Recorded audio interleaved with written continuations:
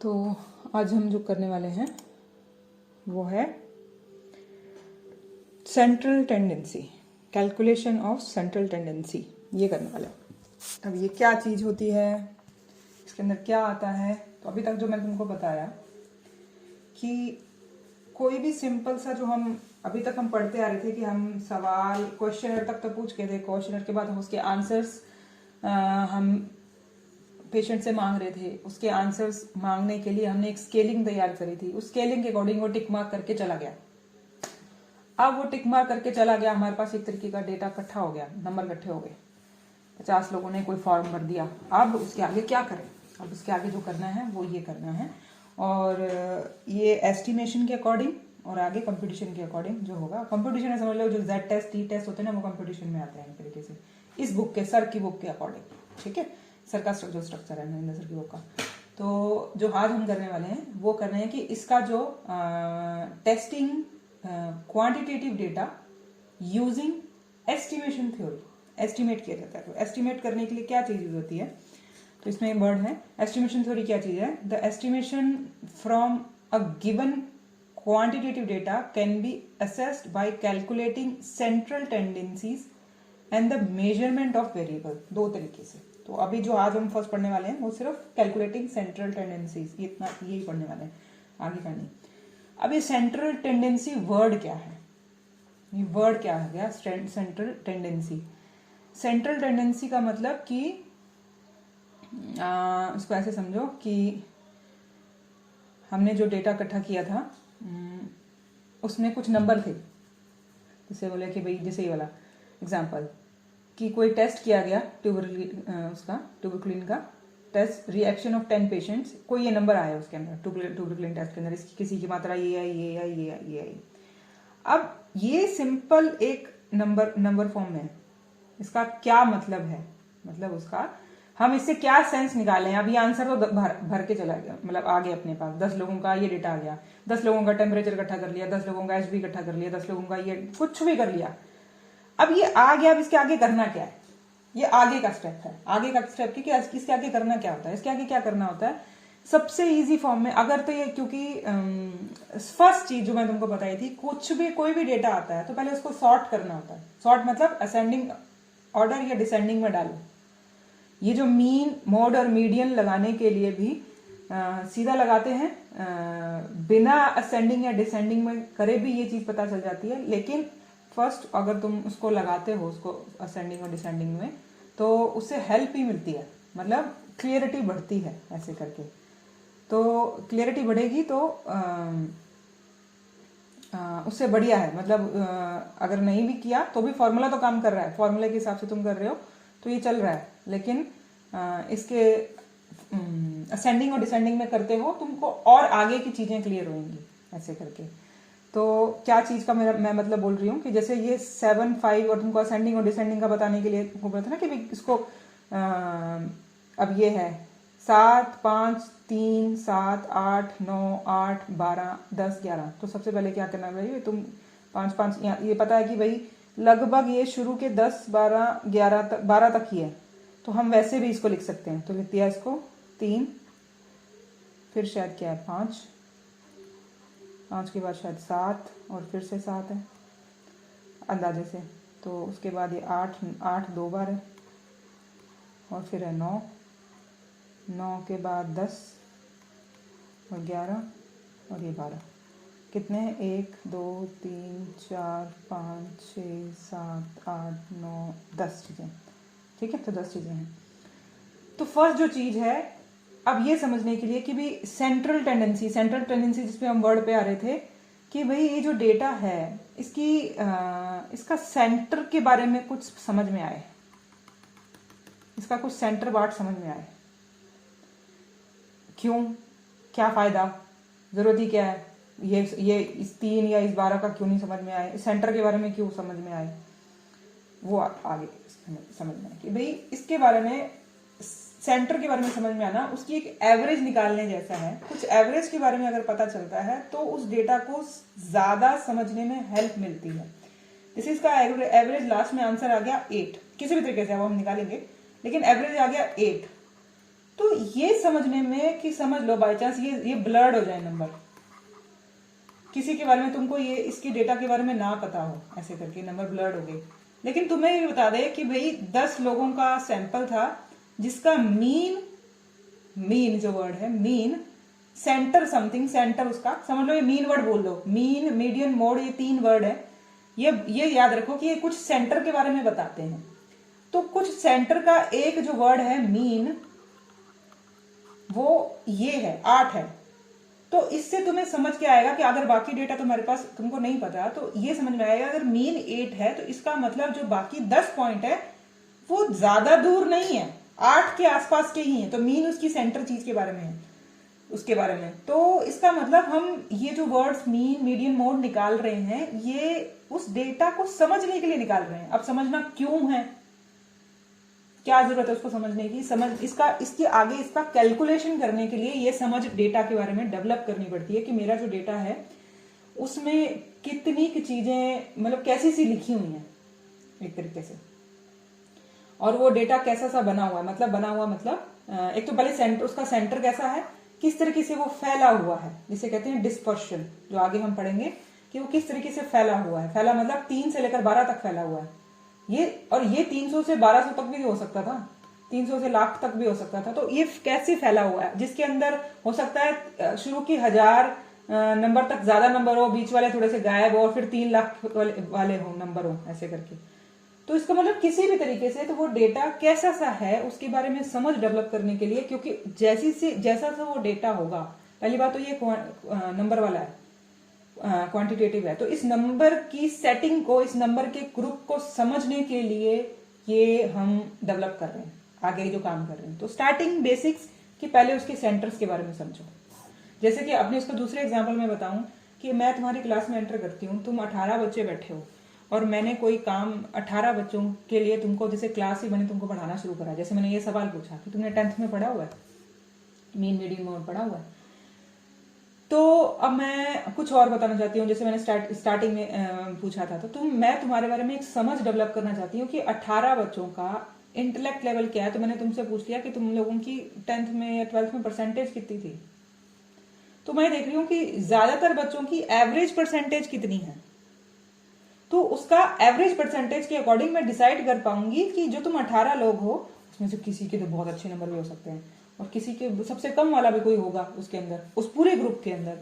तो उससे क्या फर्क पड़ने वाला है, उससे फर्क ये पड़ने वाला है कि भाई जो सबसे इंटेलिजेंट, अगर तुम बोलो नंबरों के मामले में, कि किसी के सबसे ज्यादा नंबर है या किसी के सबसे कम नंबर है, लेकिन ज्यादातर लोगों के नंबर एक एवरेज के आसपास होंगे। एवरेज क्या है, तो उसके अकॉर्डिंग मैं अपना काम कर सकती हूँ।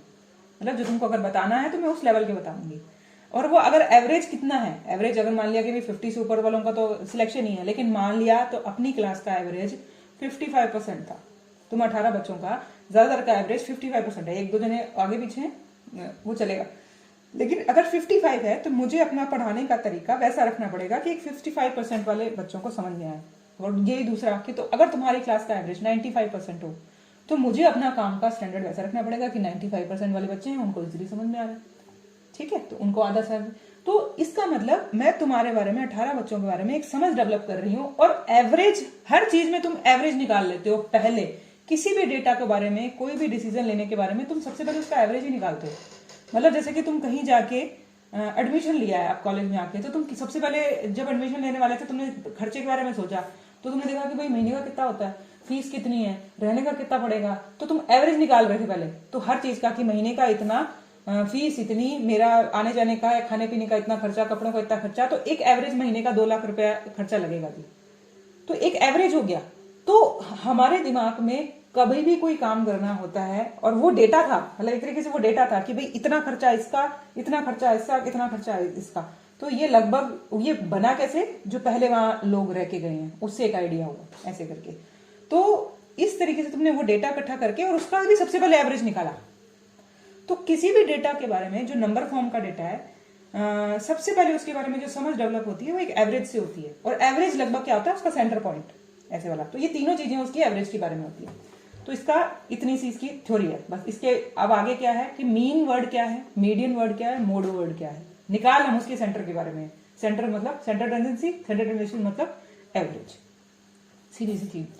तो अब इसमें क्या है, जैसे तुमको मैंने वर्ड्स पहले याद दिलाए थे कि ग्रुप्ड डेटा होता है और अनग्रुप्ड डेटा था, उसके अकॉर्डिंग मीन निकालने का या मोड निकालने का या मीडियन निकालने का तरीका भी अलग अलग है। दो अलग में हर किसी में दो तरीके हैं जैसा सा डेटा है।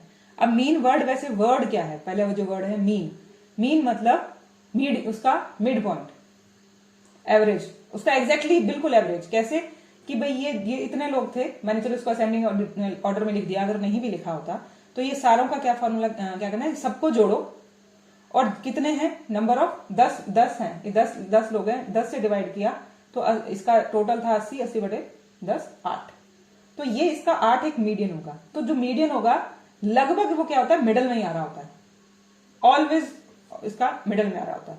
ये है अनग्रुप। अनग्रुप मतलब सीधा ऐसे फैला हुआ सा डेटा है इसके बारे में। तो मीन ऐसी चीज है जो लगभग उसके सेंटर में आ रही है। तो मोड भी सेंटर में आना चाहिए, मीडियन भी सेंटर में आना चाहिए। क्या वर्ड है इसका, मीन उसका एवरेज है। लेकिन अगर मान लिया जाए इसमें यहां पे ये 3 वर्ड था जो जैसे हमने यहां लिखा था 3 5 और फिर उसके बाद था शायद 7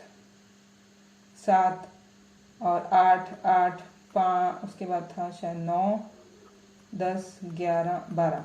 और मान लिया अगर ये वाला नंबर 12 ना होके 22 हो जाए तो इस टोटल में क्या फर्क पड़ेगा, मतलब कहां 12 होना कहां 22 होना, मतलब 10 उसमें और ऐड कर लो तो ये शायद होता है 90 बटे 10। 90 बटे 10 क्यों, 11, क्योंकि एक नंबर और ऐड कर, अच्छा उसी को मैंने बना दिया। तो इसका क्या 10, तो इसका आ जाता 9। तो इसका अब मिडिल, इसका एवरेज आता, मीन आता ये। लेकिन वैसे अगर तुम ऑल ओवर देखोगे तो इसका एग्जैक्टली सेंटर पॉइंट नहीं है, ये है तो ये सेंटर के कुछ एरिया में ऐसे करके, तो लेकिन एवरेज इसका ये आ गया 9। तो इसका मतलब अगर उस डेटा के अंदर कॉर्नर में आउटलायर्स हैं, इसे बोलता है आउटलायर्स, मतलब उस ग्रुप में से जो लगभग लोगों के जो नंबर आ रहे थे उसमें से कुछ एक्सेप्शनली गुड या एक्सेप्शनली बैड कुछ हो जाए, नंबर आ जाए, तो इसका जो ये मीन है उसको डिवाइड करने से ये खिसकता है, ये डिस्टर्ब होता है थोड़ा सा। अगर यहाँ पे अगर मान लिया 200 आ जाता तो बाकी सारी दुनिया तो ऐसे घूम रही है और कोई एक ही बंदा है जो 200 लेके बैठा है।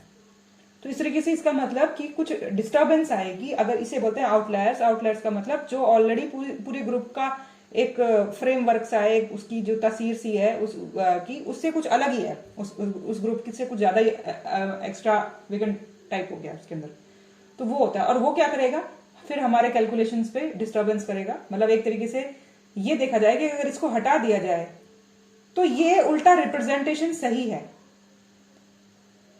सही, क्योंकि पूरा ग्रुप 99% ग्रुप यही है, ये एक ही बंदा है जो जिसने इस पूरे ग्रुप का एवरेज हिला के यहां कर देगा कॉर्नर में। अब इसका एवरेज निकालोगे तो तुम 200 प्लस ये शायद आएगा 12 या कुछ भी निकाल के कि भाई इसका एवरेज तुम निकालोगे तो कुछ समथिंग मान लिया कि 100 आ गया एवरेज इसका।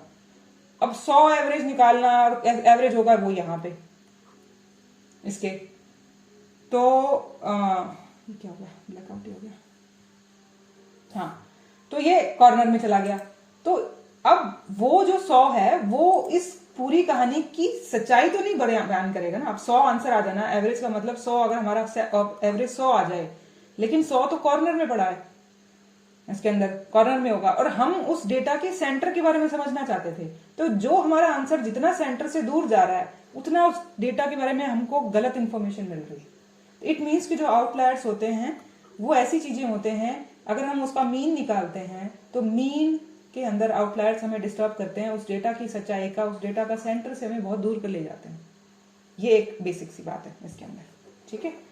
तो अगली जो चीज है, ओह गॉड मैंने इसको क्लोज ही कर दिया, ठीक है।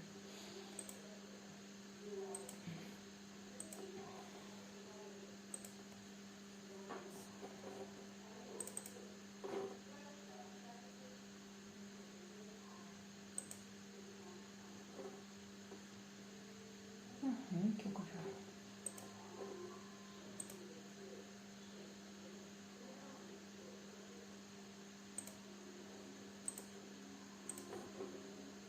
ठीक है, तो I think start sharing. First चीज ये, इसका मतलब एक चीज कि भाई सेंट्रल टेंडेंसी हम निकाल रहे हैं, सेंटर के बारे में पता कर रहे हैं। सेंटर के बारे में पता करने के बाद हम सबसे पहली चीज उसका, अगर सबसे पहले हम उसका मीन निकालने की कोशिश कर रहे हैं, दो चीजें और होती है, मोड और मीडियन। तो सबसे पहले हम मीन निकालने की कोशिश कर रहे थे। मीन के अंदर मीन निकालने का फॉर्मूला ये है, जितनी भी वो डेटा है उन सब को आपस में जोड़ दो और टोटल जितने वो टोटल नंबर ऑफ पीपल थे उससे डिवाइड कर दो उसको, तो जो आंसर आएगा वो उसका होगा। और अगर वो पूरे डेटा का सच में सेंटर उसका सही बता रहा है, इसका मतलब उसमें आउटलायर्स नहीं है उसके अंदर, इसका मतलब सही इंफॉर्मेशन मिल रही है। अब आ गया ग्रुप डेटा। अब ग्रुप डेटा में क्या हम पढ़े थे, ऐसे तरीका कि भाई ग्रुप के अंदर उसकी ग्रुपिंग कर दी गई थी ग्रुप डेटा। अब उसके आगे उसकी फ्रीक्वेंसी है। अब इसमें क्या करेंगे हम, इसमें मीन निकालने के लिए हमारे पास क्या क्या तरीका होता है। तो वर्ड क्या है इसमें, when the data is arranged in groups and frequency distribution table, then the calculation of mean is termed as grouped series. ये चीज, ये जो है ये महाजन की किताब में भी है। हाँ रचना का चेतना, क्या क्वेश्चन है, पूछो पूछो पूछो। ये ऐसे उठा दिया, माइक ऑन करके पूछ लो।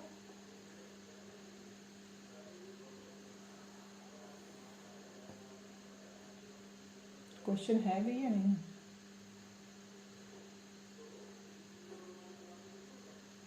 ओके। मीन हम ग्रुप डेटा का निकाले, ये महाजन की किताब में भी है। तो जो महाजन की किताब में है उसमें पहले मीन मीडियन मोड की डेफिनेशन दे दी और उसके बाद में कि मीन का ग्रुप अनग्रुप, मीडियन का ग्रुप अनग्रुप, मोड का ग्रुप अनग्रुप जो भी है वो बाद में दिया हुआ है। सर ने क्या किया, इकट्ठा ही कर दिया कि मीन के बारे में बता रहा है और मीन का ग्रुप अनग्रुप यही साथ में दे दिया। तो मैंने सर का उठाया, वरना मैं महाजन की किताब से भी उठा सकती थी, वो वहां से भी पढ़ोगे। बस उसकी हेडिंग्स में मुझे थोड़ी कंफ्यूजन लगती है, सर की हेडिंग्स मुझे थोड़ी क्लीन लगती है, इस वजह से मैंने उठाया।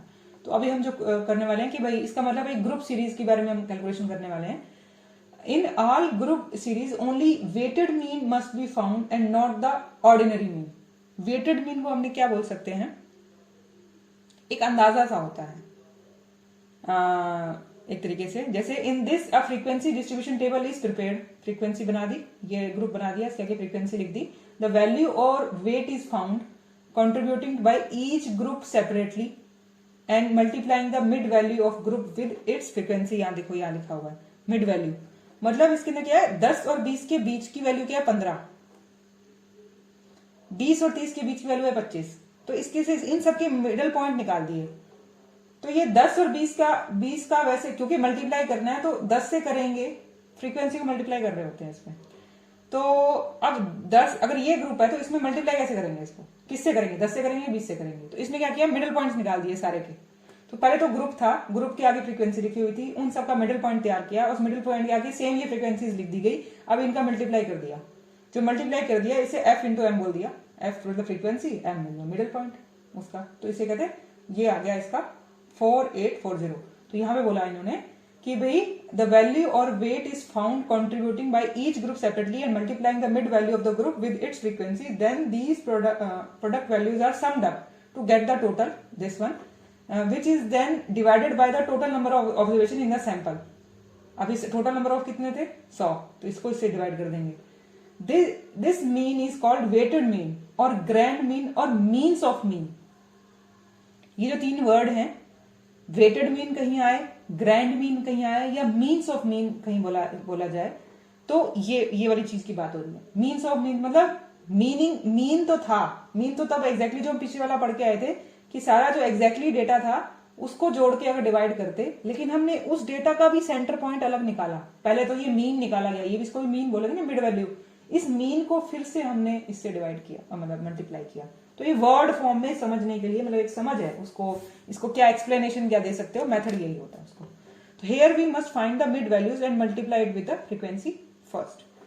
तो ये इसका तरीका है। जैसे यहां बोला उन्होंने फ्रीक्वेंसी के 100, ये तो इसका आ गया 48.4, तो मीन इसका ये आ गया। तो ग्रुप्ड और अनग्रुप्ड दोनों चीजों का कैसे कैलकुलेट करते हैं। नाउ नेक्स्ट, क्योंकि मैं ये एक एक लाइन इसलिए पढ़ रही हूँ क्योंकि मैं खुद इसको करके नहीं दिखा रही, इसी से तुम समझ लो।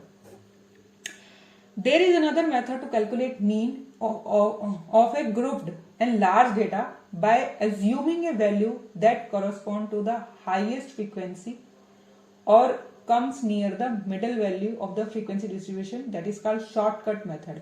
ये चीजें माध्यम की बुक में थोड़ी सी कंफ्यूजिंग है, इसलिए मैं यहाँ से बता रही हूँ. For finding mean, this is also known as assume mean या प्रोविजनल मीन. इसको अज्यूम मीन या प्रोविजनल मीन कैसे बोला, इसका क्या मतलब है कि जैसे ये मिड वैल्यूज थी, हमने क्या किया यहाँ पे, एक और तरीका है कि भाई ये मिड वैल्यूज हैं, इसके बाद फ्रीक्वेंसी मल्टीप्लाई करो, यहाँ सीधा इसको मल्टीप्लाई करके और टोटल निकाल दो. लेकिन हम क्या कर रहे हैं कि भाई इसका ये जो इसकी मिड वैल्यूज हैं, इसका जो सेंटर पॉइंट है वो है 35. इसमें से हम इस पूरी लिस्ट में से हम कोई भी वर्ड उठा सकते हैं. जैसे let 50 be the assume mean, इन्होंने 50 उठाया है. 50 से मतलब कोई नहीं, तुम कुछ भी उठा सकते हो. एक ऐसा नंबर उठा ले जिसमें से तुम सारी चीजों को माइनस करोगे, बस.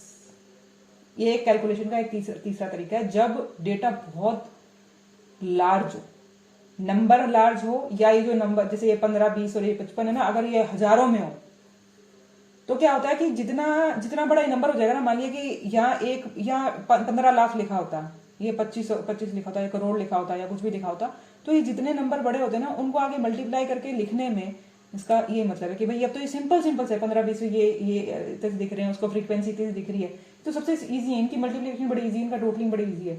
लेकिन अगर ये नंबर बड़े हो जाए, मतलब इनकी मात्रा मतलब कई गुना हो जाए, तो क्या होता है कि कैलकुलेशन करने कॉम्प्लिकेटेड हो जाती है. तो उस कॉम्प्लिकेशन से बचने के लिए क्या करते हैं, उनमें से एक नंबर उठाते हैं. अब इसमें से इन्होंने उठा दिया कि 50 उठा लिया, और 50 हर किसी में से माइनस करते हैं. 15 में से माइनस कर दिया, 25 में से माइनस कर दिया, 35 में से माइनस कर दिया, 45 में से 50 माइनस कर दिया, ऐसे करके सारा माइनस कर दिया. तो अज्यूम इसको बोला जाता है 50 को अज्यूम मीन, कि उनमें से एक वर्ड उठा लेते हैं, एक नंबर उठा लेते हैं. जरूरी नहीं कि उसके अंदर का नंबर हो, मतलब 50 इसके अंदर नहीं आया हुआ, वैसे कोई उठा लिया. लेकिन ऐसा नहीं उठा सकते तुम 60, 70, 80, 100 नहीं उठा सकते. 100 उठा ली तो सारा नेगेटिव में आने वाला है. ऐसे करके उठाने को उठा भी देते हैं, कई मेथड्स में ऐसा होता है, लेकिन प्रेफरली यही होता है कि इसी के अंदर का नंबर हो. मतलब 15 से 55 के अंदर का सा कोई नंबर उठाओ और उसमें से सब चीजें माइनस कर दो. तो इसमें कुछ प्लस की चीजें आएंगी, कुछ माइनस की चीजें होंगी. अब जो फ्रीक्वेंसी आ गई उसके साथ में इसको मल्टीप्लाई कर दो. ये उसका एक तरीका होता है. ऐसे करके अब इसके आगे का क्या करेंगे वो देखते हैं. इसके अंदर आगे का करके टोटलिंग कर दी. टोटलिंग करने के बाद उसे डिवाइड कर दिया. मतलब जो फॉर्मूला है वो ये है, ये 165, जिसमें 50 हमने जो इसका जो फॉर्मूला बनेगा वो ये बनेगा कि 50 जो हमने लिया था, जो ये टोटल जो आया और उसके अपॉन 100 जो ये था, ये इस पूरा कैलकुलेट करने के बाद 48.35 आ गया. मतलब ये अलग मेथड है, लेकिन इसका आंसर ऑलमोस्ट सेम है. तो 48.35 और हमारे पास ये था 48.4.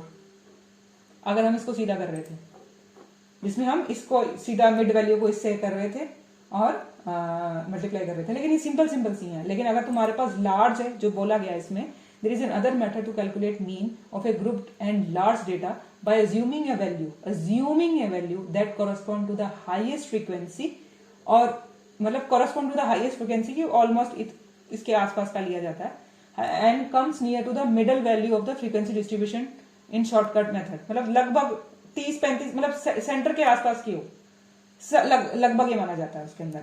इसे हम शॉर्टकट मेथड कहते हैं. क्योंकि इसे क्या होता है, ये जितना बड़ा डेटा होता है ना, उसमें से अगर तुमने एक नंबर ले लिया और उसमें सब माइनस कर लिया ना, ये बहुत छोटा हो जाता है. ये सारा प्रोसेस बड़ा छोटा हो जाता है. मतलब ये हल्के से नंबर रह गए छोटे से, जिनको मल्टीप्लाई करना बड़ा इजी रह जाता है ऐसे करके. तो इसको बोला जाता है अज्यूम. स्टेप्स है, इन this case of discrete donate the, ये पूरा यही स्टेप लिखा हुआ है इसके अंदर. इसका डी से इसको एक्स किया, ये माइनस किया, ये डी एफ डी सब कुछ किया, बस ये फॉर्मूला दिया, सेम इसी चीज को लिखा गया. तो these are very simple thing. और मीन मतलब कुछ उस मिडल वैल्यू के बारे में, मिडल वैल्यू कैसे निकाली गई थी, उसके सारे डेटा इन्वॉल्व हो रहे हैं. सारे डेटा पॉइंट्स इन्वॉल्व होने के बाद उसके total number of data point से उसको डिवाइड किया गया. तो सारे डेटा पॉइंट से सारे नंबर यहाँ इन्वॉल्व हुए हैं, और उसके बाद में टोटल नंबर ऑफ पेशेंट से उसको डिवाइड किया गया. तो अनग्रुप में ऐसा होगा, ग्रुपिंग में ऐसा होगा. ग्रुपिंग के अंदर सिंपल ये इसका मिड पॉइंट निकाला जाएगा, क्योंकि ग्रुप में अब मल्टीप्लाई किससे करोगे, फ्रीक्वेंसीज तो सामने खड़ी है इसके अंदर.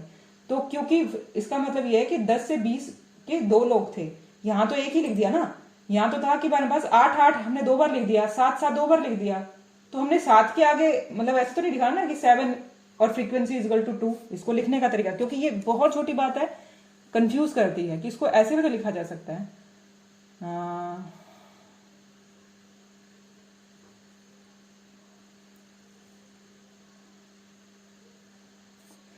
जैसे लिखे हो इसको 3, ओके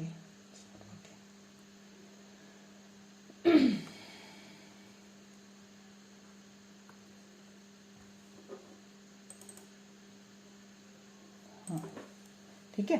तो इसको कैसे लिखेंगे कि जैसे ये डेटा था तो इसको लिखा था 3, 5, 7, 7 के आगे अब इसको 2 लिखो क्योंकि ये 2 बार आया हुआ है ना। फिर ये 8, 8 भी 2 बार आया हुआ है। फिर उसके बाद में ये 9, 10 और 11 या 12 जो भी है सारा।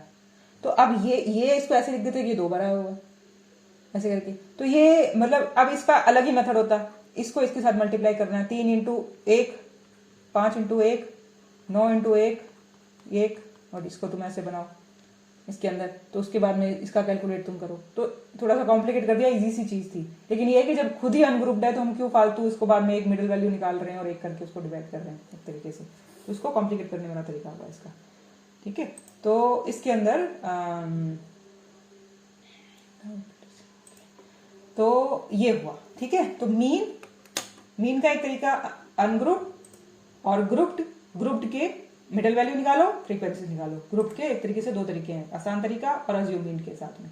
अब आ गया मीडियन। मीडियन क्या चीज है? तो जो डेटा मैंने तुम्हें बताया था, जैसे ये डेटा है, मीडियन मतलब उसका बिल्कुल सच में ही मिडिल पॉइंट, ठीक है। तो अरे किसी का क्वेश्चन है तो पूछ लेना, मेरे को पता नहीं चलेगा इसके अंदर, ठीक है। ऐसे रोक के पूछ लेना मुझसे। तो क्योंकि लोगों ने 2 जनों ने हाथ रेज कर रखा है, क्वेश्चन पूछा नहीं अभी तक। तीसरे ने भी रेज कर दिया। पूछो, कोई क्वेश्चन है तो पूछो मुझसे, या गलती से रेज हो रखता नहीं। कैसे निकालेंगे?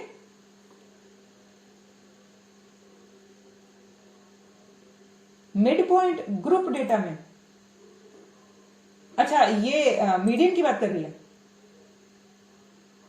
या मीन वर्ड की बात कर रही है? मीन वर्ड के अंदर तुम कुछ निकाल ही नहीं रहे ना। मीन के अंदर तुम क्या ही कर रहे हो?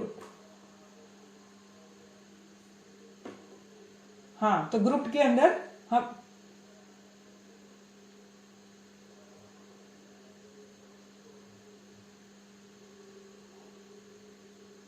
हाँ बिल्कुल, इसका बिल्कुल मिडिल पॉइंट निकालेंगे। मिड वैल्यू, नाम इसका मिड वैल्यू। सीधा लिख दो इसका कि 10 और 20 के बीच में क्या है? 15। अब मान लिया कि यहाँ पे हमारी जो ये ग्रुपिंग थी वो इतनी सिंपल ना हो, हमारी ग्रुपिंग हो 10 से 13 या 10 से 15। अब उसका मिडिल पॉइंट निकालना हो, ठीक है। तो इसका क्या करोगे तुम? इसका सिंपल सी तरीका है कि तुम फिर हाँ तो उसका देख, जैसे मान लिया कि ये 10 और 17 था इसके अंदर, ठीक है। मान लिया 10 और ये 17 इसके अंदर। अरे यार, ठीक है। तो ये मान लिया 10 और 17 है, और उसके बाद ये 18 से आगे और गिनो, 18, 19, 20, 21, 22, 23, 24, 25 आएगा, ठीक है। फिर आएगा 25, 26 से फिर आगे 7 पॉइंट और गिनो, 26, 27, 28, 29, 30, 31, 32, 33 आएगा, ठीक है। इस तरीके से आएगा, क्योंकि तुम जो ग्रुप इंटरवल तुम्हें बताया था कि इंटरवल फिक्स रहता है सबका। अब ये बताएगा कि भाई अभी जैसे अब इसके अंदर तुम इसका मिडिल पॉइंट जो निकाल रहे हो ऑड इसका निकालने के लिए, तो जो ये मिडिल वैल्यू होती है एग्जैक्टली इसका मतलब ये नहीं है कि भाई तुम, ये तो है ही इवनली डिस्ट्रीब्यूटेड। मान लिया तुम इसका मिडिल वैल्यू तो क्या बनता? 10 और 17 के बीच में अगर बनता 7 वैल्यूज का तीसरा वैल्यू क्या बनता? 11, 12, 13, 14 ले लो मान लिया। तो उसके बाद में मतलब मैंने 10 के आगे 4 जोड़ लिया, 14। अब इसके आगे भी मैंने 18 के आगे भी 4 जोड़ लिया, 18, 19, 20, 21, 22 लिख लिया। तो हर बार मैं वही ले रही हूं। तो एक ये जो वैल्यू ली जा रही है वो 100% करेक्ट हो ये जरूरी नहीं है, मतलब एग्जैक्टली हाँ। ये जैसे अंदाजा अब ये 10 और 18, 10 के अगर ये तो ऑड नंबर है ना, 10, 11, 12, 13, 14, 15, 16, 17, इसका क्या होगा? 1, 2, 3, 4, 5, 6, 7, 8 वैल्यूज हैं। 8 वैल्यूज का मिडिल मैं निकालूंगी तो चौथी वैल्यू 1, 2, 3, 4, चौथी वैल्यू ये। लेकिन एग्जैक्टली इसका मिडिल निकालोगे तो 13.3, 13.5 आना चाहिए, ठीक है, तो मैं इसको 13.5 भी लिख सकती हूँ यहाँ पे, लेकिन मैं यहाँ इसको 13 भी लिख सकती हूँ और मैं 14 भी लिख सकती हूँ। इन तीनों में से कुछ भी लिख दो। एग्जैक्टली 13.5 भी लिख सकते हो, मतलब एग्जैक्टली तुमको ये लिखना है, तुम्हारे दिमाग में कंफ्यूजन ही मत रखो कि इसको मैं 13.5 ही लिखूंगी, तो सारे पॉइंट्स में आ जाएगा। बस पॉइंट्स में क्या कैलकुलेशन करना थोड़ा मुश्किल होता है उसका, और कुछ नहीं होगा उसके अंदर। तो तुमने इसका इस तरीके से कर दिया कि भाई 13.5 13 आगे की जो अब इसका जो करोगे इसके आगे उसका भी पॉइंट्स में आ जाएगा सेंटर में। तो ये डेटा पे डिपेंड करता है। ये जो कहानी गढ़ी जाती है ये वाली और आगे अज्यूम वाली, वो इसलिए क्योंकि कैलकुलेशन जो तुम एक के साथ छेड़खानी करोगे, अब मैंने यहाँ पे अगर मैं 14 लिख दिया तो अगले के साथ भी मुझे वही लेना ना, मैं चौथी वैल्यू नहीं 5वीं वैल्यू ले रही हूँ, तो मैं सबके लिए 5वीं वैल्यू ले रही हूँ या सबके लिए चौथी वैल्यू ले रही हूँ या दोनों का मिडिल पॉइंट सबके लिए ले रही हूँ, जो भी ले रही हूँ मैं सारे डेटा के साथ वही कर रही हूँ।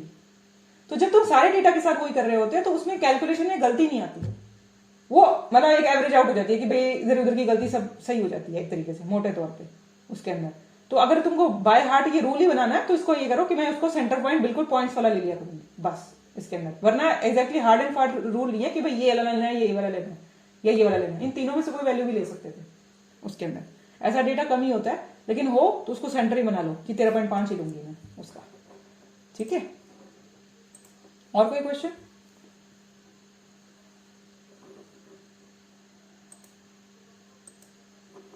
चलो आगे चलते हैं। मीडियन, मीडियन में क्या है कि एग्जैक्टली वहां तो हम कैलकुलेट करके जोड़ बाकी करके डिवाइड करके और फिर इस पॉइंट तक पहुंच रहे हैं मीन निकालने के लिए। मीडियन में कुछ नहीं करना। मीडियन में तो अगर तुम्हारा ये छोटा डेटा है तो तुमको सीधा देखना है और उसका गिनती करके उस पॉइंट तक पहुंच जाओ। क्या मतलब कि वैसे इसका फॉर्मूला दे रखा है क्योंकि कोई भी डेटा इतना छोटा नहीं होता, वरना अगर छोटा सा डेटा, सब छोटे डेटा की मैं बात बताती हूँ कि पहले तो वही कहानी कि भाई अब इसको असेंडिंग या डिसेंडिंग में डालो, पहले तो सबसे पहले तो यही काम करो। तो ये 5 के बाद में क्या आता है 10, हाँ तो ये आ गया 5, हाँ तो ये आएगा 5, 5 के बाद आएगा 10, ये दे ये कर ही दिया इन्होंने, ये लो 5, 10, 11, 19, 21, 27, 30, 36, 42, 50, 52 असेंडिंग कर दिया ना इसको सबसे पहले। तो ये करना ही सबसे पहले ये है। मीन में जरूरी नहीं होता, लेकिन उसको बाय हार्ट फॉर्मूला बना लो कि कुछ भी आए, कुछ भी निकालना हो उसका, पहले उसको असेंडिंग या डिसेंडिंग में डाल दो। अब क्या करना है कि ये कितने हैं टोटल, 1, 2, 3, 4, 5, 6, 7, 8, 9, 10, 11 लोग था।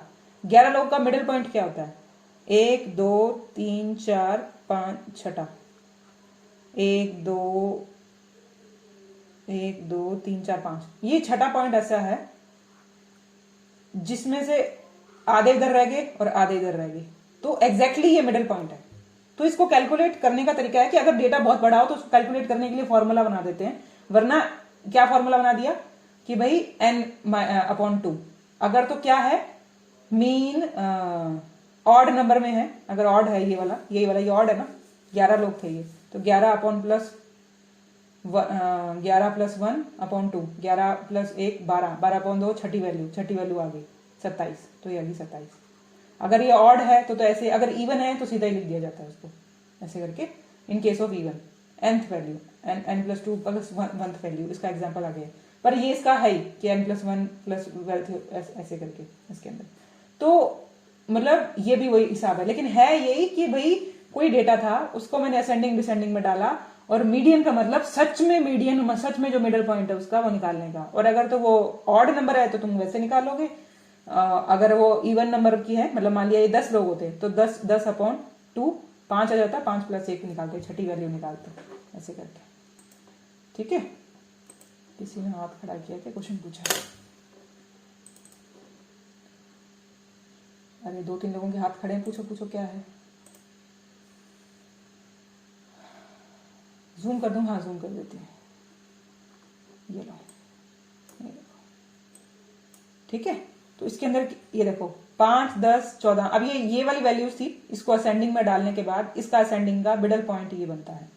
तो अगर तो ये टोटल वैल्यूज कितनी है 1, 2, 3, 4, 5, 6, 7, 8, 9, 10, 11, तो 11 वैल्यू का तुम वैसे अंदाजा लगाओ कि 11 वैल्यू का वैसे फॉर्मूले से निकाल लो कि ऑड है 11, तो ऑड वैल्यू का ये फॉर्मूला है कि 11 + 1 + 2/2, तो 11 + 1 12, 12 का 2, छठी वैल्यू को जाके देखना है। अगर ये ऑड नंबर की ऑब्जर्वेशन है, अगर इवन नंबर की ऑब्जर्वेशन है तो ये फॉर्मूला बनेगा उसका। बस इतनी सी बात है उसके अंदर, ठीक है। और होगा एग्जैक्टली। अब इसमें फर्क देखो कि 48.35 इस ओरिजिनल डेटा में है नहीं। यहां देखो कि अब ये देखा जाए, ये 8 तो इसके अंदर सच में ओरिजिनल वैल्यू में है।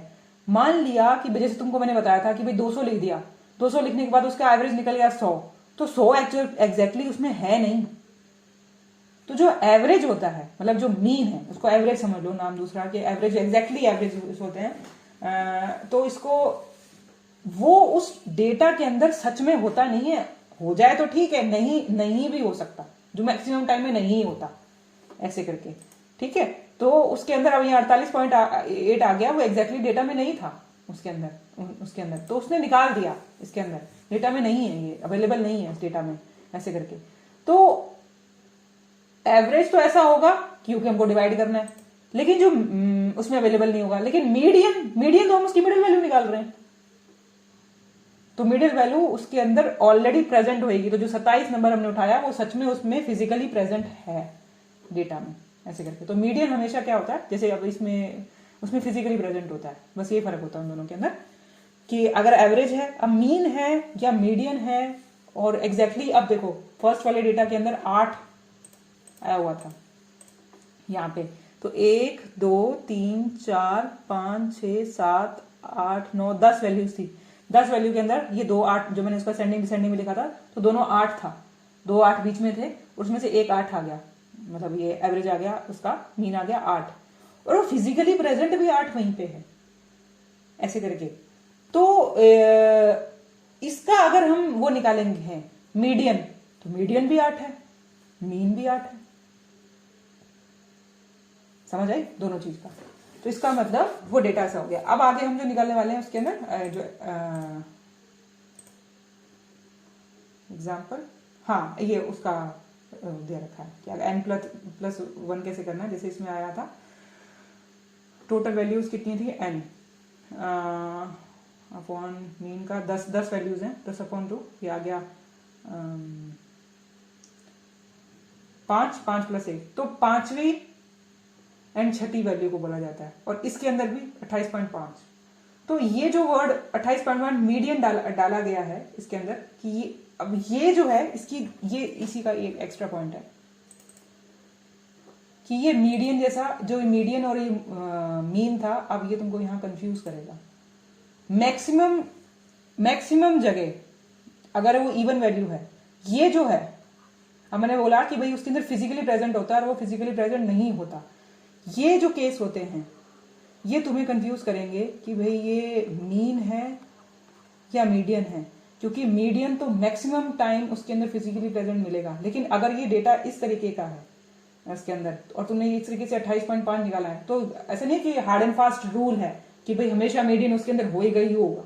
लेकिन मैक्सिमम टाइम जो तुम बड़े बड़े डेटा देखोगे उसके अंदर मैक्सिमम टाइम मीडियन उसका फिजिकली जैसे 27 ही आएगा, एक तरीके से कैलकुलेट करने के बाद भी यही आएगा। लेकिन अगर वो डेटा इस तरीके का है तो बहुत कम चांसेस के अंदर ऐसा होता है इसके अंदर। तो मीन भी उसके आउट चला गया और मीडियन भी उसके आउट चला गया। लेकिन मीन तो मतलब मीन का भी समझ लो कि 80-10% यही होता है, इसके साथ भी यही होता है मैक्सिमम टाइम कि ये उसमें प्रेजेंट होता है, ये उसमें प्रेजेंट एवरेज, ये वाला मतलब मीन तो क्या होगा कि भाई एवरेज है तो लगभग उसमें 80% प्रेजेंट नहीं होता। एवरेज हमेशा पॉइंट्स में निकल रहा होता है, बटे में निकल रहा होता है, तो लगभग क्या होता है उसमें प्रेजेंट नहीं हो रहा होता। मीडियन उसमें 80% प्रेजेंट हो रहा होता है। ये क्यों, मतलब क्यों जरूरी है, क्यों कंफ्यूजन की जरूरत है या ये सुनने की जरूरत है, इतना कंफ्यूज करने वाली बात है? क्योंकि जब क्या होता है, अब तो हमारे सामने ये सारा डेटा अवेलेबल है। जब हम ये सेंट्रल टेंडेंसीज वगैरह निकाल रहे हैं, इसके बारे में हम समझने की कोशिश कर रहे हैं, तो ये थोड़े पॉइंट्स अगर दिमाग में पता होगा कि मेरे को उसने मीन दिया हुआ है, मेरे को उसने मीडियन दिया हुआ है, ऐसे करके। तो यहाँ पे मीन और मीडियन, इसमें 8 दे रखा था, इसमें 8 दे रखा था, तो ये दोनों को देख के तुम्हारे दिमाग में मैंने कहा अच्छा मतलब ये होल नंबर्स में ही है लगभग, इसका एवरेज भी 8 ही आया है, मीन भी ये है, तो ये डेटा ऐसा सा होगा कि जिसके अंदर सेंटर में 8 ही है, ऐसे वाला। तो अगर ये पॉइंट्स में है, मान लिया कि ये पॉइंट्स में 8.5 आ रहा है, लेकिन ये मीडियन इसका ये आ रहा है, तो इस डेटा के बारे में समझने में कि भाई एवरेज थोड़ा सा इधर है लेकिन मीन इसका ये आ रहा है, मीडियन इसका, तो ये जब बहुत ज्यादा तुम कैलकुलेशंस करोगे, बहुत ज्यादा तुम डेटा पे काम करोगे, तब तुमको ये दोनों का कनेक्शन समझ में आने लगेगा आपस में। पर ये ऑल ओवर मोटी मोटी बात समझने के लिए कि लगभग एवरेज उससे बाहर ही निकल रहा होता है और ये उसके आसपास ही चल रहा होता है। होने को हो सकता है, बिल्कुल हो सकता है, बिल्कुल 50-50 उसके चांसेस में बोल सकते हो, तो हो सकता है इसके अंदर। पर ये थोड़ा सा आइडिया देता है इसके अंदर। अब इसको कैलकुलेट करने का क्या तरीका है, दोनों सेम ही चीजें हैं कि भाई पहले तो बोला कि भाई दो तरीके इसलिए बने, पहले ही दो तरीके बन गए कि ऑड नंबर में थे या इवन नंबर में थी ऑब्जर्वेशन। अब वो ऑड या इवन जो भी है, अब वो ग्रुप्ड है या अनग्रुप्ड है, इसके हिसाब से आगे और चलेगा इसके अंदर।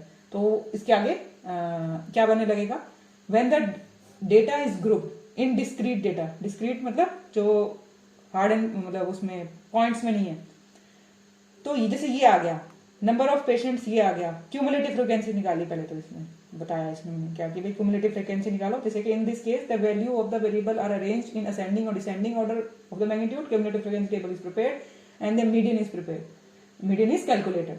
अब ये तुमको याद है क्यूमुलेटिव क्या निकालना था, क्यूमुलेटिव का मतलब ये था कि जो ये फर्स्ट चीज है इसके साथ ये सेकंड चीज जोड़ दो, फर्स्ट को एज इट इज लिख दो, ये 4 के बाद प्लस करो 6, ये आएगा 10, 10 के साथ प्लस करो 16, ये आएगा 26, और 26 के साथ ही प्लस करो 8, ये आएगा ये।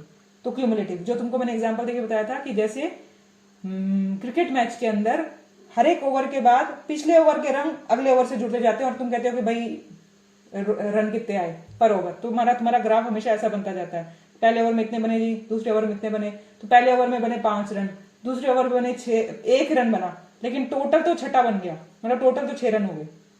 तो जैसे जैसे वो रन बढ़ते जाते हैं पिछले एक से जुड़ते जुड़ते भी, तो वो होता है। तो क्यूमुलेटिव फ्रीक्वेंसी उससे याद रहती है। क्यूमुलेटिव फ्रीक्वेंसी कैसे निकालते हैं, जैसे क्रिकेट मैच में रन हर ओवर में भले एक ही रन बनता हो लेकिन पिछले रन से जुड़ता जाता है, तो रन जुड़ता जा रहा है, 4 के आगे 6 के आगे 10 हो गया, 10 के आगे 16, ऐसे। तो क्यूमुलेटिव फ्रीक्वेंसी थी। तो नंबर ऑफ पेशेंट्स ये ऐसे हैं, ये है नंबर ऑफ पेशेंट्स, ये उनका एचडीएल वाला। तो नंबर ऑफ पेशेंट्स मतलब फ्रीक्वेंसी, इसके अंदर 4 लोग ही हैं। तो ये इसको पहले तो अब इसको क्या किया, अभी बोला गया असेंडिंग और डिसेंडिंग ऑर्डर में जो तू डाला है वो किसको डाला है, असेंडिंग डिसेंडिंग इसका बनाना है या असेंडिंग डिसेंडिंग इसका बनाना है तो दोनों नंबर। ये बहुत छोटी सी बात है, यही गलती कर देते हैं कि भाई असेंडिंग डिसेंडिंग किसके अकॉर्डिंग, असेंडिंग डिसेंडिंग जिसका तुम कैलकुलेशन कर रहे हो उसके अकॉर्डिंग। ये तो नंबर ऑफ पेशेंट है, ये फ्रीक्वेंसी है, इसलिए मैंने बोला फ्रीक्वेंसी मतलब 20 जो ये 9 एचडीएल वाले कितने लोग थे, 4, 20 के एचडीएल वाले कितने लोग थे, 6। ये इससे याद रहेगा कि जो तुम डेटा मिलेगा उसके अंदर नंबर ऑफ पेशेंट्स, जो नंबर है इसके मीनिंग नंबर ऑफ पेशेंट्स, इसका मतलब ये फ्रीक्वेंसी वर्ड की बात हो रही है। तो असेंडिंग डिसेंडिंग जो तुम दूसरी चीज ले रहे हो उसको आगे पीछे करेंगे, उसका असेंडिंग डिसेंडिंग बनाएंगे, ठीक है। तो आगे चलते हैं इसके अंदर।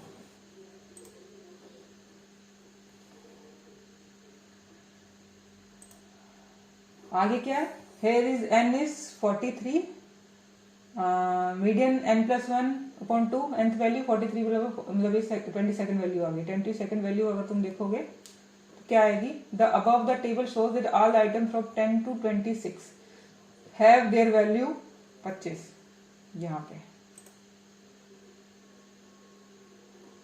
10 to 26 कहाँ गया बताओ, ढूंढो किस चीज की बात हो रही है, मतलब ये इसका जो कैलकुलेशन को देखना भी कैसे समझ में आएगा। फिर n is 43, n क्या मतलब ये टोटल, ठीक है। और अब टोटल पे फॉर्मूला लगाया कि भाई मीडियन निकालने के लिए n+1 का ये फॉर्मूला था, 43 + 1 + अपॉन 44 के upon divided by 2, 22nd value. अब 22nd वैल्यू है कौन सी, कहां से निकालोगे कि इसमें कहां जाके देखनी है, इसमें देखनी है, इसमें देखनी है, इसमें देखनी है, 22nd वैल्यू है कौन सी, ये तो नंबर ऑफ पीपल थे, ये वो डेटा था। क्या इसमें जाके हम देखेंगे कि नंबर ऑफ 22nd वैल्यू कौन सी है, 1 2 3 4 तो लिखा ही नहीं हुआ, क्या लिया हुआ, क्यूमुलेटिव फ्रिक्वेंसी में देखा जाता है। 10 और 25 के बीच के जो लोग हैं उनका जो डेटा है वो उसका आंसर 25 है। ये समझने वाली बात होती है इसमें, क्योंकि 10 के अंदर 16 जोड़ा गया था, फिर 26 आया था। ठीक है, तो इसको ऐसे लिखेंगे कि वो जो 25 वर्ड है वो कहाँ है, इन दोनों के बीच में आएगा 25। तो इसको इसके साथ जोड़ने से ये आया था, और इसका मतलब इसके सामने की जो वैल्यू है वो लिखी जाती है। ये समझ में आती बात होती है इसमें। ठीक है, तो ये उसका देखने का तरीका है कि कहाँ देखा जाएगा, ये इसमें थ्योरी में लिखा होगा। The above table shows that all items from 10 to 26 in cumulative frequency have their values 25. Since 22nd value item dies in these interval, therefore the value is 25. तो median इसका ये आएगा। ठीक है, 5 मिनट दोगे तो हम ये वाला भी कर लें, क्योंकि मोड तो बहुत ईजी है, इतना ही है, यहाँ तक ही करना है। तो इसके अंदर ये है कंटिन्यूस, अगला जो फॉर्मूला है। अब कंटिन्यूस डेटा, ये वाला तो सीधा ही था ना, सीधा। अब कंटिन्यूस मतलब इधर होल नंबर में, डिस्क्रीट का मतलब होल नंबर में जो निकल रहा है ऐसे करके। तो उसके बाद में अब ये जो वही वाला, इसका क्या करना है, फ्रीक्वेंसी है, फिर क्या निकालो, क्यूमुलेटिव फ्रीक्वेंसी, फिर क्या करो, इसके अंदर ये फॉर्मूला डालना है। इस फॉर्मूला के अंदर क्या, एल क्या है, lower limit of the class in which the median lies. अब कैसे पता चलेगा, पहले तो सीधी सी बात, इसको पहले तो नंबर ऑफ पेशेंट्स को हटाओ, इसको लगाओ लाइन वाइज। पहले तो लगाया हमने लाइन वाइज, इसके लगाया ये क्यूमुलेटिव फ्रीक्वेंसी जोड़ के रख लिया। अब कैसे क्या करना है, फॉर्मूला तो ये। In this case the data is given in the form of frequency table with class intervals and the following formula use to calculate the median. कैसे, lowest limit of the class interval in which the median lies, total number of frequencies, N का मतलब, और फिर है frequency of, F का मतलब frequency जितनी है, frequency of the class in which the median lies, c मतलब cumulative frequency of the class preceding the median class. ये सारा फॉर्मूले को लगाना पता करने के लिए, इसका मतलब हमें पहले मीडियन का पता तो करना पड़ेगा, और मीडियन के अकॉर्डिंग एग्जैक्ट वैल्यू क्या है मीडियन की पोजीशन पता की जा रही है। यहाँ पे भी हमने ये जो वर्ड जो तुमको बताया है, सिक्स्थ वैल्यू, मतलब ये जो हमने इस इन फॉर्मूले से पता क्या चल रहा है, उसकी पोजीशन पता चल रही है। अब उस पोजीशन पे जाके गिनती पे करके हमने देखा कि वैल्यू है 27। तो इसका मतलब ये फॉर्मूले जो है, मीडियन के फॉर्मूले हमें उसकी पोजीशन नंबर दे रहे हैं, और एग्जैक्ट जो वैल्यू है वो दूसरी है जो उस डेटा के अंदर लिखी हुई है। यहाँ पे इसका पोजीशन नंबर दिया गया है 28.5। एग्जैक्टली तुम देखोगे तो 28.5 कोई पोजीशन है ही नहीं, मतलब ये 5th और 6th वैल्यू का जो बीच का नंबर है दोनों के बीच का, तो ये इसलिए इसको लिखा जाता है ऐसे करके, वहां उसके बीच का नंबर डाल दो कोई। अब क्यों इसमें गड़बड़ होती है कि 27 और 30 के बीच का जो तुम नंबर निकाल रहे हो वो ये बोल रहा है 28.5, और तुम यार 27 और 30 के बीच का 28.5 है, क्यों, 29 भी तो हो सकता था। मतलब मोटे तौर पर बताया जा रहा है कि एग्जैक्टली इसलिए इसको मतलब सच में 50% ही बिल्कुल एग्जैक्ट तोड़ दिया है इसके अंदर, क्योंकि इसकी पोजीशन कोई नहीं बन रही। ये पोजीशनिंग बताता है 5th और 6th वैल्यू ऐसे करके। तो इसमें भी क्या बता रहा है, ये पोजीशनिंग बता रहा है जो हम कैलकुलेट कर रहे हैं। यहाँ पे भी 22nd वैल्यू पोजीशन बताएगी। यहाँ पे भी अब क्या होगा कि पहले तो हम पोजीशन ढूंढते हैं, तो इस डेटा के अंदर पहले उसकी पोजीशन ढूंढी जाएगी। उस पोजीशन, जब वो पोजीशन मिल गई तो वो पोजीशन किस फ्रीक्वेंसी में, जो हमने यहाँ से निकाली थी वैल्यू कि भाई पोजीशन मिली 22वीं, वो 22वीं पोजीशन है कहाँ पे, इन दोनों के बीच में, और वो निकाली क्या थी 25। तो ऐसे ही इसमें करना है कि पहले हम पोजीशन निकालेंगे। तो पोजीशन क्या निकाली, सेम चीज कि भाई ये आ गया 43, सेम उसी तरीके से 43 का वही 22वीं वैल्यू। अब 22वीं वैल्यू कहाँ है इसके बीच में, 8 और 28 के बीच में, आई थिंक सो ये आएगा। तो lies in the class 40 to 50 आ गया, 28 और 28, 8 और 28 के बीच में इन 50 के सामने 40 और 50 ये आ गई। अब 40 और 50 का ये बोलोगे कि ये वाली चीज कि इसमें एल क्या बोल रहे हैं, lower limit of the class in which the median lies, तो लोअर लिमिट ये है। अब total number of frequencies, total number of frequencies कितनी है 20, ये 20, एल 40, ये 20, एन कितना है ये वाला 43, सी कितना है 8। सी किसने क्या बोला था, cumulative frequency of the class preceding the median class. ये जो क्लास है इसके जो ऊपर प्रीसीडिंग मतलब इससे पहले वाली जो क्यूमुलेटिव फ्रीक्वेंसी होती है वो, वो लिख के आएगी। प्रीसीडिंग मीडिंग क्लास की ये आएगी। और आई क्या है? Width of the class interval in which the median lies. तो इनकी विड्थ क्या है? 10 10 10 10 10, ये क्लास इंटरवल है, तो ये आ गया 10। तो इसकी जो कैलकुलेशन आती है सीधी इस फॉर्मूले में सबको समान पुट करो और ये आ गया 46.7 calculation. It's very simple calculation. समझना ही होता है कि बस ये फॉर्मूला याद रखने वाला, ये फॉर्मूला और उसका क्या क्या मतलब है। इसके तो पीछे ये एक ही अभी तक कॉम्प्लिकेटेड फॉर्मूला है, तो इससे पहले तो बड़े सीधे से फॉर्मूला n+1 n+b, इसका क्या मतलब है ये वाले तो फॉर्मूले बड़े इजी हैं इसके अंदर। ठीक है, तो उसके आगे लास्ट चीज है अपना मोड। मोड को क्या करना है इसके आगे? आई थिंक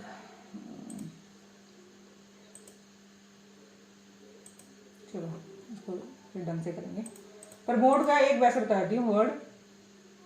मोड का मतलब जो फैशन में है, उसको हम ऐसे याद रखते थे। फैशन में है मतलब जो चीज बहुत बार रिपीट हो रही है, बहुत बार रिपीट हो रही है। जैसे कि बोला 6 3 4 5 2 5 8 9 5 4, तो 5 5 5 3 बार आ गया, सबसे ज्यादा ये रिपीट हो रहा है, तो इस 5 ही हमारा मोड है। इसे कहते हैं mode is a norm, also known as norm. फिर इसको कहते हैं फैशन में है, चलन में है, यार ये सबसे ज्यादा यही आ रहा नंबर इस तरीके से। तो computation mode of simple series, ये आगे क्या है इसके अंदर? ये क्या है कि असेंडिंग, वही तरीका कैसे अब समझने का, वही चीज कि पहले असेंडिंग डिसेंडिंग में डालो और देखो कौन सा वर्ड सबसे ज्यादा रिपीट हो रहा है, ऐसे करके। इसके आगे का हम ग्रुप पूरा फिर पढ़ेंगे। ठीक है, तो आज के लिए इतना ही। अभी तक किसी का क्वेश्चन है तो पूछो, नहीं तो कल मिलता है। फ्रीक्वेंसी हमें लिखी हुई देखो सच बताऊं, पेपर में क्वेश्चन नहीं आएगा। मतलब ये तुमको मीन मीडियन मोड का तुमको एक नंबर दे दिया जाएगा, एक डेटा दे दिया जाएगा, तुम कैलकुलेट करके बताओ, ऐसा नहीं होने वाला। ऐसा मेरे को लगता है किसी पेपर में भी नहीं आया कि तुमको वहां जाके खुद उसका आंसर देना होगा, मतलब ये कैलकुलेट करके बताना होगा कि फ्रीक्वेंसी ये है वो, ऐसा नहीं, क्वेश्चंस नहीं आते। ये तुमको सीधा लिख दिया जाएगा कि मीन मीडियन मोड के बारे में लिखो या सेंट्रल टेंडेंसी के बारे में लिखो, तो तुमको खुद अपने एग्जाम्पल्स खुद बनाने पड़ेंगे। दूसरी चीज, ये तो क्वेश्चन अटेम्प्ट करने के बारे में, कि जब तुम अपना डेटा इकट्ठा करोगे, जो तुम्हारे 50 केसेस हैं, तो उसके अंदर तुमको एक तरीके का एनालिसिस ये करना पड़ गया कि भाई स्टेफिस गेरिया के कितने पेशेंट, स्टेफिस गेरिया से कितने पेशेंट ठीक हुए, ऐसे करके। तो उसके आगे होगी 5 पेशेंट ठीक हो गए, तो 5 क्या उसकी फ्रिक्वेंसी है स्टेफिस गेरिया की, ऐसे करके। पर वो कैटेगरी है, वो बात अलग है, हम क्वांटिटी की बात कर रहे हैं। मतलब मान लिया कि कोई चीज कुछ और चीज की आ गई, मान लिया कि एचबी, ये तो हम बीपी नाप रहे थे, एचडीएल नाप रहे थे, इसकी कोई फ्रीक्वेंसी आ गई, कितने लोग थे तेरे पास, 60 में से कितने लोगों के साथ ये हुआ, कितने लोगों में, तो उस पूरा तेरा डेटा ये बन गया ना। उसका तुमने मीन निकाल रहे हो, मीडियन निकाल रहे हो, मोड निकाल रहे हो, उसके आगे फिर कैलकुलेशन कर रहे हो, तो उस तरीके का डेटा है। तो प्रैक्टिकली जो अपनी थीसिस में यूज करोगे वो ये होगा। थ्योरेटिकली एग्जाम पेपर में रेयर चांसेस है तुमसे कोई एक सिंपल सा न्यूमेरिकल पूछ ले, ये तो न्यूमेरिकल नहीं पूछ रहा कोई एक तरीके से, वो तो तुम खुद जब तक क्लियर नहीं होगा तुम लिखोगे कैसे ये 3 बस मीन मीडियन मोड को, और तुमको लिख के आना तो। और बहुत चांसेस हैं कि लगभग यही आता है। आगे की जो इससे भी कॉम्प्लिकेटेड चीजें, ये सबसे बेसिक चीज है, ये सबसे बेसिक मैथ्स है। अभी तक इससे पहले हमने कोई मैथ नहीं पढ़ी। जो स्केलिंग बताई उसमें 4 लाइनें वर्ड यूज हुए मैथ्स के, वरना कोई मैथ नहीं है। तो यहां से बायोस्टैट्स की मैथ्स शुरू होती है थोड़ी थोड़ी सी। तो ये सबसे इजी वाली मैथ है, सबसे इजी वाली जो मैथ आ रही है। इससे आगे बहुत कॉम्प्लिकेटेड मैथ है उसके अंदर, वो ऊपर से टपती है, ऐसी वाली मैथ हो जाती है कई बार। तो वो तो सच में कोई पूछने नहीं वाला, मतलब इन रियल सेंस कि भाई थ्योरेटिकल क्वेश्चन पूछ लेगा, लेकिन कोई तुमसे प्रैक्टिकल कि भाई डेटा देने के बाद बोला कि ये वाला टेस्ट लगा के ये बताओ जी, ये बताओ, ऐसे वाला नहीं पूछने वाला। ये मैक्सिमम यही पूछते हैं, मीन मीडियन मोड तक ही पूछते हैं। ये तो एटलीस्ट तुम्हें पता हो, इसकी अच्छी खासी मैथ्स पता हो, तुम खुद अपना डेटा बनाओ हाइपोथेटिकली सोच के, और उसके बाद में उसमें एक्सप्लेन करो कि मीन कैसे निकलता है, मीडियन कैसे निकलता है, मोड कैसे निकलता है, बस ऐसी बड़ी बात होगी। ठीक है, और कोई सवाल?